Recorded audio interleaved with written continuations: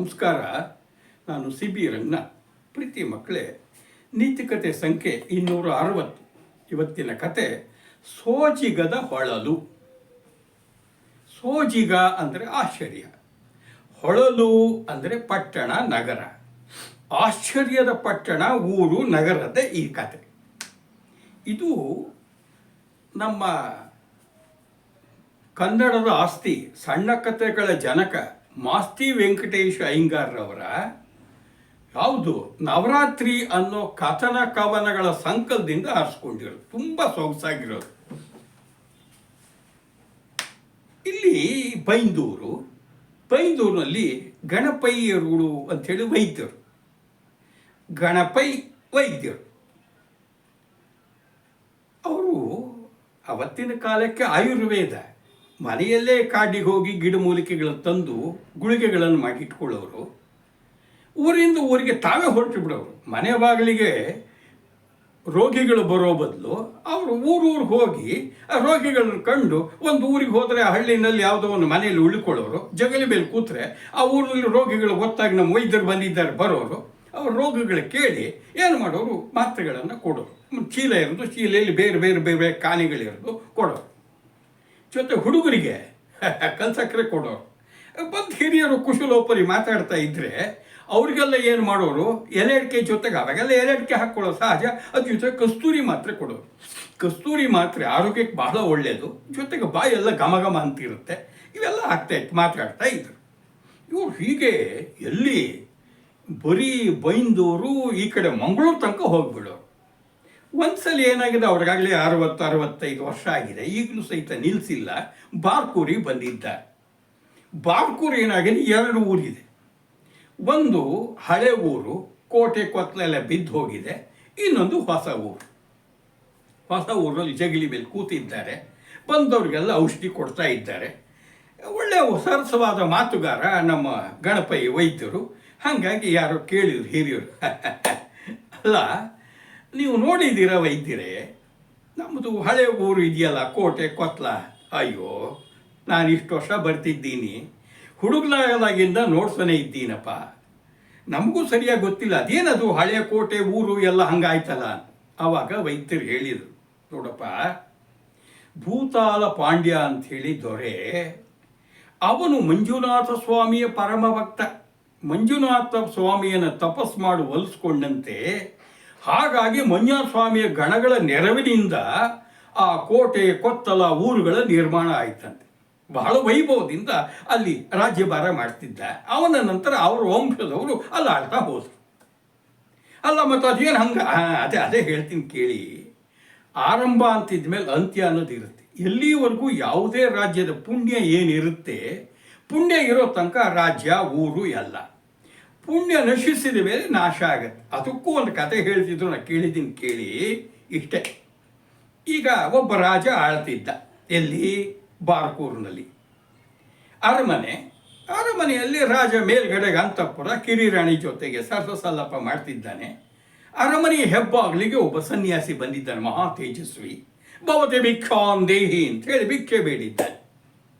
ಅಲ್ಲಿದ್ದಂಥ ಕಾವಲುಗಾರ ಏನು ಮಾಡಿದೆ, ಪಕ್ಕಕ್ಕೆ ಹೋಗಿ ಕೇಳಪ್ಪ ಅಂತ ಹೇಳಿದ್ದಾನೆ. ಏನಾಗಿ ಬಿಡುತ್ತೆ, ನಾವು ನಮ್ಮನೆ ಬಂದಾಗ ಇದ್ರೆ ಹಾಕ್ತೀವಿ, ಇಲ್ಲ ಮುಂದಕ್ಕೆ ಹೋಗು ಅಂತ ಹೇಳ್ತೀವಿ. ಸನ್ಯಾಸಿ ಹಂಗೆ ಹೇಳಿದ್ರು ಅಂದ್ಕೊಂಡ. ಆ ಸೇವಕ ಆಗಿದ್ದು ಇಷ್ಟೇನೆ. ಅರಮನೆಯ ಹೆಬ್ಬಾಗಲಲ್ಲಿ ಭಿಕ್ಷುಕರಿಗೆ ಭಿಕ್ಷೆ ಹಾಕದೆ ಪಕ್ಕದಲ್ಲಿ ಇನ್ನೊಂದು ಬಾಗಿಲಿತ್ತು, ಅಲ್ಲೊಬ್ಬ ಸೇವಕನನ್ನು ಕೂಡಿಸಿ ಅವನು ಬಂದ ಭಿಕ್ಷುಕರಿಗೆಲ್ಲ ದವಸ ಧಾನ್ಯ ಹಾಕೋ ವ್ಯವಸ್ಥೆ ಇತ್ತು. ಈ ಸನ್ಯಾಸಿ ಗೊತ್ತಿಲ್ಲ. ಅವನು ಇನ್ನೊಂದ್ಸಲಿ ಭವತಿ ಭಿಕ್ಷಾಂ ದೇಹಿ ಅಂತ ಕೂಗಿಬಿಟ್ಟ. ಸನ್ಯಾಸಿ ಪಕ್ಕಕ್ಕೆ ಹೋಗು ಅಂತ ಸನ್ಯಾಸಿಗೆ ಮತ್ತೆ ಅದೇ ಸೇವಕ ಹೇಳ್ದ. ನನಗೆ ಅವಮಾನ ಮಾಡ್ತಿದ್ದಾನೆ ಅಂತ ಹೇಳಿ ಜೋರಾಗಿ ನಮ್ಮ ಸನ್ಯಾಸಿ ಭವತೆ ಭಿಕ್ಷಾಂ ದೇಹಿ ಎಂದುಬಿಟ್ಟ. ಸಲ್ಲಾಪದಲ್ಲಿದ್ದಂಥ ರಾಜನಿಗೆ ಭಂಗ ಆಗಿ ಗದರ್ದ. ಏನು ಅಲ್ಲಿ ಯಾರೋ ಬಂದು ಭಿಕ್ಷುಕ ಕೂಗ್ತಾ ಇದ್ದಾನೆ, ಸ್ವಲ್ಪ ಎಚ್ಚರ, ನಿಮಗೆ ಗೊತ್ತಿಲ್ವಾ, ಈಗ ಗಲಾಟೆ ಮಾಡಬಾರ್ದು ಅಂತೇಳಿ ದಪ್ಪ ಅವನಿಗೆ ಯಾವ ಭಿಕ್ಷುಕನಿಗೆ ಅದು ಬಿಟ್ಟ. ಇದು ಸನ್ಯಾಸಿ ಕೇಳಿಸು, ಸಿಟ್ಟು ಬಂದುಬಿಡ್ತಾವನಿಗೆ. ಎಲ್ಲೇಲೋ ರಾಜ, ಸೊಕ್ಕದಿಂದ ಮೈ ಮೆರೀತಿದೆಯಾ? ನೋಡು, ಇನ್ನು ಕೆಲವೇ ದಿನಗಳಲ್ಲಿ ನಿನ್ನ ದುರಂಕಾರದ ಫಲವಾಗಿ ನಿನ್ನ ರಾಜ್ಯ ಸಂಪೂರ್ಣ ನಾಶವಾಗಲಿ ಅಂತ ಶಾಪ ಕೊಟ್ಟು ಹೋಗಿಬಿಟ್ಟ. ಏನಾಗತ್ತೆ ಅಂತ ರಾಜ ಗಹಗೈಸ್ ನಕ್ಕ. ಆದರೆ ಕಿರಿಯ ರಾಣಿ ರಾಜನ ಜೊತೆ ಇದ್ದವಳು ಗಾಬರಿ ಆಗಿಬಿಡ್ತು. ಸಕ್ಕರೆ ಓಡೋಡು ಬಂದು ಸನ್ಯಾಸಿ ಕಾಲು ಹಿಡ್ಕೊಂಡ್ರು. ಸ್ವಾಮಿ, ಕೋಪ ಮಾಡ್ಕೊಳ್ಬೇಡಿ, ಏನೋ ಅಚಾತುರ್ಯ ಆಗಿಬಿಟ್ಟಿದೆ, ದಯವಿಟ್ಟು ಬನ್ನಿ, ಭಿಕ್ಷೆ ಸ್ವೀಕರಿಸಿ, ಶಾಪ ಕೊಡಬೇಡಿ, ಶಾಪ ಹಿಂತಗೊಳ್ಳಿ, ಕರುಣೆ ತೋರಿ ಎಂದಾಗ, ಅಮ್ಮ ನೀನು ಪರಮ ಸಾಧ್ವಿ, ಏನು ಮಾಡಲಿಕ್ಕಾಗತ್ತೆ, ನಾನು ಕೊಟ್ಟ ಶಾಪವನ್ನು ವಾಪಸ್ ತಗೊಳಕ್ಕಾಗಲ್ಲ. ಆದರೆ ನೀನಿಗೆ ಒಂದು ಮಾತು ಕೊಡಬಲ್ಲೆ, ಇವತ್ತು ಚೈತ್ರ ಪೌರ್ಣಿಮೆ ನೋಡು, ಊರು ನಾಶ ಆಗೋದಂತೂ ಖಾತ್ರಿ.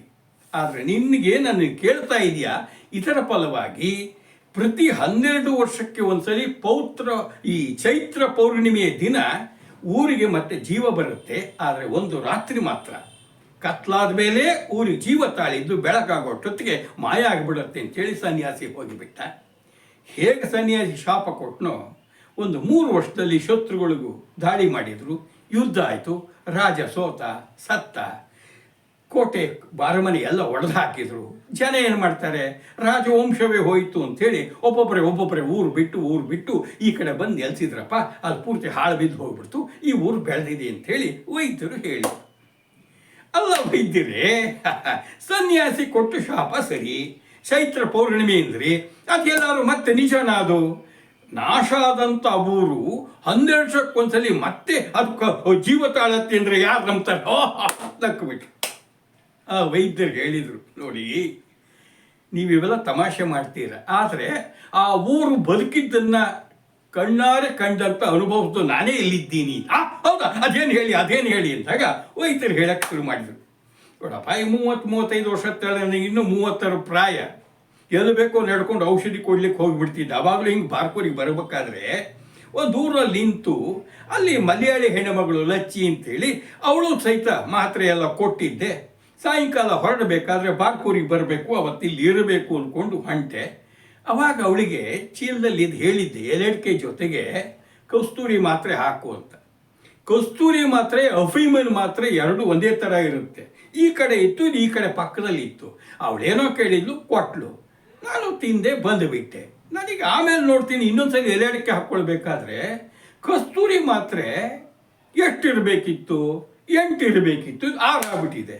ಇವಳು ಯಾವ ಮಾತ್ರೆ ಹಾಕ್ಕೊಟ್ಲು ಗೊತ್ತಾಗಲಿಲ್ಲ. ನಾನು ತಲೆ ಕೆಟ್ಕೊಳ್ಳಿಲ್ಲ, ಬಾರ್ಕೂರಿಗೆ ಬಂದೆ.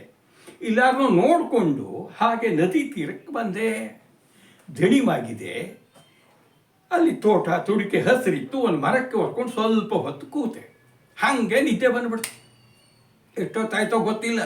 ಕಂಡುಬಿಟ್ಟು ನೋಡ್ತೀನಿ, ಕೆಂಪಾದ ಸೂರ್ಯನ ಕಿರಣಗಳು ಬಿದ್ದಿದೆ, ಏನೋ ಹೊಸತನ. ನೋಡ್ತಾ ಇದ್ದರೆ ಯಾರೋ ಒಂದು ಕುಟುಂಬ, ಯಾರೋ ಹಳ್ಳಿಯವನು ಸಡಗರದಿಂದ ಹೋಗ್ತಿದ್ದಾನೆ. ಹೆಂಗಸರು ಮಕ್ಕಳೆಲ್ಲ ಇದ್ದಾರೆ, ತಟ್ಟೆನಲ್ಲಿ ಏನೋ ಹೂವು ಹಣ್ಣು ಹಿಡ್ಕೊಂಡು ದೇವಸ್ಥಾನಕ್ಕೆ ಹೋಗ್ತಿದ್ದಾರೆ. ನನಗೆ ಆಶ್ಚರ್ಯ, ಇಲ್ಲಿ ಯಾವ ದೇವಸ್ಥಾನ ಬಂತು ಅಂತ ಅವನು ನಿಲ್ಲಿಸ್ದೆ. ಅಪ್ಪ, ಎಲ್ಲಿಗೆ ಹೋಗ್ತಿದ್ಯಾ? ಏನೋ ದೇವಸ್ಥಾನಕ್ಕೆ ಹೋಗ್ತಿದ್ಯಲ್ಲ ಅಂದಾಗ, ಹೌದು ಸ್ವಾಮಿ, ಮಂಜುಸ್ವಾಮಿ ದೇವಸ್ಥಾನ, ಜಾತ್ರೆ ಅಲ್ವಾ? ಇಲ್ಲಿ ಯಾವುದಿದೆ ಮಂಜುಸ್ವಾಮಿ ದೇವಸ್ಥಾನ, ನನಗೆ ಗೊತ್ತೇ ಇಲ್ಲಲ್ಲ ಅಂದರೆ ಆ ಕಡೆಗಿದೆ ಅಂತ ಹೋಗಿಬಿಟ್ಟ. ನಾನು ಏನೇನಪ್ಪ ನೋಡ್ತೀನಿ, ಸ್ವಲ್ಪ ಹೊತ್ತಿಗೆ ಈ ಕಡೆ ಕತ್ಲಾಗಿದೆ. ನನ್ನ ಕಣ್ಣೆದುರಿಗೇನೆ ಸಾಲಾಗಿ ಊರಿನ ಬೀದಿಗಳು ಕಾಣಿಸ್ತಾ ಇದೆ. ಏನು ಸಾಲಾಗಿದ್ರೆ ಬೀದಿ ದೀಪಗಳು ಮನೆ ಮುಂದೆ. ಚೈತ್ರ ಪೌರ್ಣಿಮೆ, ಅಯ್ಯೋಯ್ಯೋ ಮಂಜುನಾಥ ಸ್ವಾಮಿ ರಥೋತ್ಸವ, ಮನೆ ಮುಂದೆಲ್ಲ ದೀಪ ಹಚ್ಚಿಟ್ಟಿದ್ದಾರೆ, ಜನ ಸಡಗರದಿಂದ ಓಡಾಡ್ತಿದ್ದಾರೆ. ಹೆಂಗಳೇದೇನು ಸಂಭ್ರಮ. ಈ ಕಡೆಗೆ ಮಂಜುನಾಥ ಸ್ವಾಮಿ ದೇವಸ್ಥಾನ ಮುಂದೆ ಮಧ್ಯಾಹ್ನ ರಥ ಆಗಿದೆ, ರಥ ಬಂದು ನಿಂತಿದೆ. ದೇವಸ್ಥಾನದೊಳಗೆ ಪೂಜೆ ನಡೀತಿದೆ, ಘಂಟಾನಾದ ಕೇಳಿಸ್ತಾ ಇದೆ, ಭಜನೆ ಮಾಡ್ತಿದ್ದಾರೆ, ಏನು ಸಡಗರ, ಹುಡುಗರು ಆಟ ಆಡ್ತಿದ್ದಾರೆ. ಅಬಾಬಾಬಾಬಾ, ನನಗೇನಿಲ್ಲ, ಕನಸೋ ಗೊತ್ತಾಗಲಿಲ್ಲ. ಹಾಗೆ ನೋಡ್ತಾ ಇದ್ದೆ, ಹಾಗೆ ನಿದ್ದೆ ಬಂದ್ಬಿಡ್ತು. ಯಾರೋ ಎಬ್ಸಿರು, ಸ್ವಾಮಿ ಅಂತ. ಎದ್ದು ನೋಡ್ತೀನಿ, ಕತ್ಲಾಗಿದೆ. ಅಷ್ಟೊತ್ತಿಗೆ ಊರು ಶಾಂತವಾಗಿ ಬಿಟ್ಟಿದೆ. ಮನೆ ಮುಂದೆ ಅಲ್ಲೊಂದು ದೀಪಗಳಿದ್ದಾವೆ, ನಾಯಿ ಬೊಗಳ್ತಿದೆ. ದೇವಸ್ಥಾನದ ಬಾಗಿಲು ಹಾಕಿದೆ, ಅಲ್ಲೂ ಕೆಲವು ದೀಪಗಳಿದ್ದಾವೆ. ನಾನು ನೋಡಿದರೆ ನಾನು ಎಲ್ಲೋ ರಸ್ತೆ ಬಗ್ಗೆ ಬಿಟ್ಟಿದ್ದೀನಿ. ಆ ಕಡೆಗೆ ಸಾಲು ಮನೆ, ಅಲ್ಲೊಂದು ಮೇನೆಯಲ್ಲಿ ಇಬ್ಬರು ದಡುತಿಗಳು ಹೊತ್ತಿದ್ದಾರೆ. ಒಬ್ಬ ಆಳ ಮಗ ನನ್ನ ಎಬ್ಬಿಸ್ತಿದ್ದಾನೆ. ಏನಪ್ಪ ಕೇಳಿದೆ. ಸ್ವಾಮಿ, ನಮ್ಮ ಒಡತಿ ಕೇಳ್ತಿದ್ದಾರೆ, ನಮ್ಮೂರಿಗೆ ಹೊಸಬರು ನೀವು, ಇಲ್ಯಾಕೆ ಮಲಗಿದ್ದೀರಿ, ರಸ್ತೆ ಪಕ್ಕ ಮಲಗಬಾರ್ದು, ಒಳ್ಳೇದಲ್ಲ. ನಿಮಗೆ ಯಾರು ನೆಂಟರಿದ್ರೆ ಹೋಗಿ, ಯಾರೂ ಇಲ್ಲದೇ ಇದ್ದರೆ ನಮ್ಮ ಒಡತಿ ಮನೆ ಇದೆ, ಅಲ್ಲೇ ವ್ಯವಸ್ಥೆ ಮಾಡ್ತಾರೆ, ಅಲ್ಲಿ ವಿಶ್ರಾಂತಿ ತೊಗೊಂಡು ಪ್ರಯಾಣ ಮುಂದುವರಿಸಿ ಎಂದಾಗ ಇವ್ರಿಗೇನು ಹೇಳಬೇಕು ಹೋಗಲಿಲ್ಲ. ಯಾರೂ ಇಲ್ಲಪ್ಪ, ಹಂಗಾರೆ ಬನ್ನಿ ಸ್ವಾಮಿ ಅಂತೇಳಿ ಕರೆದ. ಅವನು ಚೆನ್ನ ಅಂತೇಳಿ ಆಳು ಮಗ. ಮುಂದೆ ಮೇನೆ ಹೋಯಿತು. ಮೇನೆ ಅಲ್ಲೊಂದು 150 ಅಡಿ ದೂರ ಹೋಗ್ತಿದ್ದೆ ಒಂದು ದೊಡ್ಡ ಜಗುಲಿ ಮನೆ, ದೀಪ ಹಚ್ಚಿಟ್ಟಿದ್ದಾರೆ, ಕಳಕಳೆ ಆಗಿದೆ ಮನೆ. ಸರಿ, ಆ ಹೆಣ್ಣು ಮಗಳು ಮೇನೆಯಿಂದ ಇಳಿದ್ಲು. ಒಳ್ಳೆ ಎತ್ತರ, ನೋಡ್ಲಿಕ್ಕೂ ಚಂದ ಇದ್ದಾಳೆ, ಮುಖಕ್ಕೆ ಸೆರಗಿತ್ತು. ಬಾಗಿ ಬಳ್ಕೊಂಡು ಒಳಗಡೆ ಹೋಗಿಬಿಟ್ಲು. ಚೆನ್ನ ಅವ್ರಿಗೆ ರಾಯರಿಗೆ ಒಳಗೆ ಕರಿ ಅಂತ.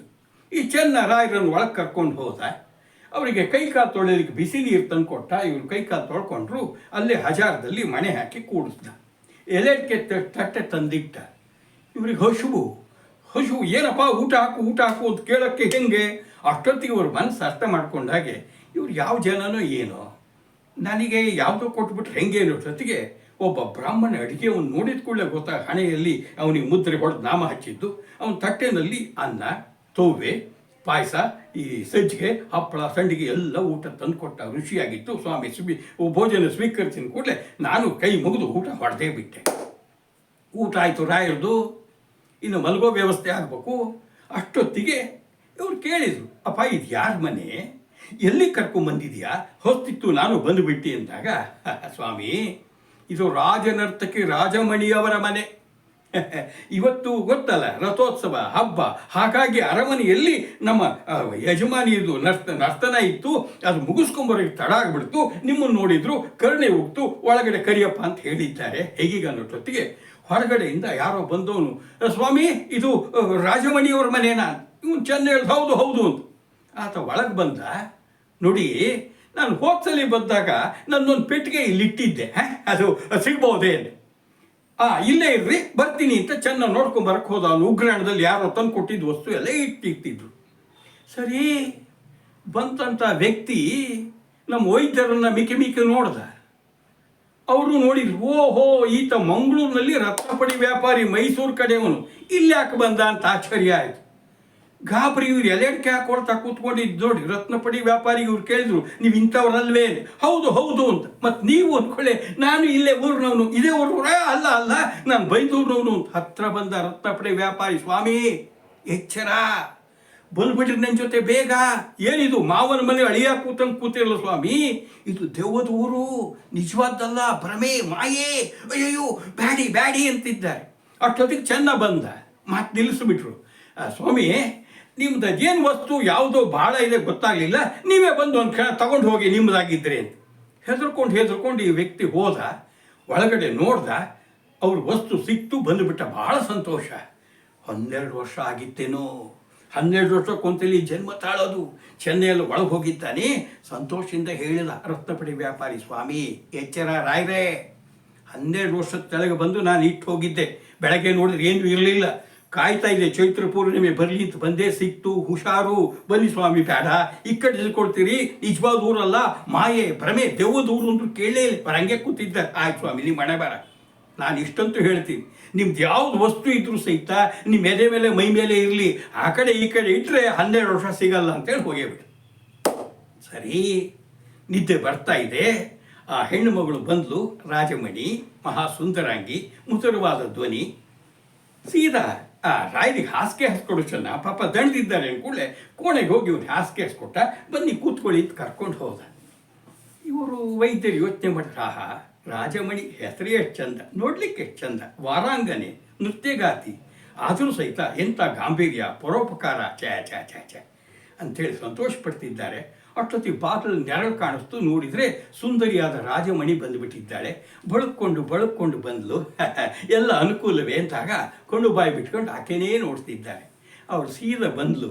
ತಾಂಬೂಲ ಕೊಡಲಿ ಅಂತಾಗ ಅಂದರು. ಅವಳು ತಾಂಬೂಲ ತೊಗೊಂಡು ಬಂದು ಕೆನ್ನೆಗೆ ಉಳಿದು ಕೈ ಬೆರಳು ತಾಕ್ತು. ಇವ್ರಿಗೆ ತುಂಬ ಸಂತೋಷ ಆಗಿ ಪ್ರಜ್ಞಾಹೀನರಾಗ್ಬಿಟ್ಟು. ಎಚ್ಚರ ಆದಾಗ ಎಲ್ಲಿದ್ದಾರೆ? ಹಾಸಿಗೆ ಮೇಲೆ ಇಲ್ಲ, ಬಾರ್ಕೂರಿನಲ್ಲಿ ಭಟ್ಟರ ಮನೆ ಅಂಗಳದಾಗ ಇದ್ದಾರೆ. ಜನ ಎಲ್ಲ ಸುತ್ತಲೂ ಸೇರಿಬಿಟ್ಟಿದ್ದಾರೆ. ನಾನು ಎಲ್ಲಿದ್ದೀನಿ, ರಾಜಮಣಿ ಅಂದ ಕೂಡ ಅಲ್ಲಿ ಇದ್ದವರೆಲ್ಲ ನಕ್ಕರು. ಏನು ವೈದ್ಯರೇ, ಏನು ನಿಮಗೂ ಅರಳು ಮರಳು ಹಿಡಿತಾ, ಎಲ್ಲಿ ರಾಜಮಣಿ ಅಂತ. ಅವಾಗ ಏನಿದು, ಯಾಕೆ ಹಿಂಗಾಯಿತು? ಅಲ್ಲ, ನೀವು ನಮ್ಮ ಬಾರ್ಕೂರು ನದಿ ತೀರದಲ್ಲಿ ಬಿದ್ದಿದ್ರಂತೆ, ನಮ್ಮ ಆಳು ಮಾದ ಹೇಳ್ದ, ಹೊತ್ಕೊಂಬಂದು ಇಲ್ಲಿ ಹಾಕಿದ್ದೀವಿ. ನೆನ್ನೆ ತಂದು ಹಾಕಿ ಸ್ವಾಮಿ, ಇವತ್ತು ಎಚ್ಚರ ಬಂದಿದೆ. 24 ಗಂಟೆ ಪ್ರಜ್ಞಾಹೀನವಾಗಿ ಬಿದ್ದಿದ್ರಿ, ಏನು ಅಂತ ನಮಗೂ ಗೊತ್ತಾಗಲಿಲ್ಲ. ನೀವು ವೈದ್ಯರು ನಿಮಗೆ ಎಚ್ಚರಿಸಕ್ಕೆ ಇನ್ಯಾರನ್ನು ಕರ್ಸೋಣ ಅಂಥೇಳಿ ಕಾಯ್ತಾ ಕೂತ್ವಿ ಅಂತ ಹೇಳಿದರು. ವೈದ್ಯರಿಗೆಲ್ಲ ನೆನಪಾಯ್ತು. ಅಯ್ಯಯ್ಯೋ, ಬಾರ್ಕೂರು ಹಳೆ ಊರು, 12 ವರ್ಷಕ್ಕೊಂದ್ಸಲಿ ಚೈತ್ರ ಪೌರ್ಣಿಮೆ, ರಥೋತ್ಸವ, ಅಯ್ಯೋಯ್ಯೋ ಎಲ್ಲ ನಿಜವೋ ಸುಳ್ಳು ಗೊತ್ತಾಗಲಿಲ್ಲ. ಇದು ನಾನು ಅಫೀಮಿನ ಮಾತ್ರೆ ಏನಾದ್ರು ತಿಂದು ಗಾಢ ನಿದ್ರೆಗೆ ಒಳಗಾಗಿದ್ನೋ ಅಥವಾ ನಿಜವಾಗ್ಲೂ ಸಹಿತ ಆ ಕಾಲಕ್ಕೆ ಹೋಗಿದ್ನೋ ಗೊತ್ತಾಗಲಿಲ್ಲ, ಗೊಂದಲದ ಸಿಕ್ಕೊಂಡ್ಬಿಟ್ರು. ಒಟ್ಟಿನಲ್ಲಿ ಕತೆ ಹೀಗೆ ಮುಗ್ದು ಹೋಗುತ್ತೆ. ನೋಡಿ ಮಕ್ಕಳೇ, ಯಾವ ಕಾಲಗರ್ಭದಲ್ಲಿ ಯಾವ್ಯಾವ ಅಚ್ಚರಿ ಘಟನೆಗಳಿರುತ್ತೋ ಗೊತ್ತಿಲ್ಲ, ಆದರೆ ಒಂದಂತೂ ನಿಜ, ಯಾವುದೇ ಮನೆ, ಯಾವುದೇ ಮನೆತನ, ಯಾವುದೇ ಸಾಮ್ರಾಜ್ಯ ಎಲ್ಲಿ ತನಕ ಅದ್ರ ಪುಣ್ಯ ಫಲ ಇರುತ್ತೆ. ಪುಣ್ಯ ಫಲ ಕಮ್ಮಿ ಆದರೆ ಸೊಕ್ಕಿನಿಂದ ಮೆರೆದ್ರೆ ನಾಶ ಆಗುತ್ತೆ. ಬಾರ್ಕೂರು ಆಗಿದ್ದು ಹಾಗೇನೆ, ಎಲ್ಲ ಆಗೋದು ಹಾಗೆ. ನಾವು ಕಲಿಬೇಕಾಗಿದ್ದೇನು ಇದೇ, ಒಳ್ಳೆ ರೀತಿ ಬದುಕಬೇಕು, ಅಹಂಕಾರ ಪಡಬಾರ್ದು ಅಂತ.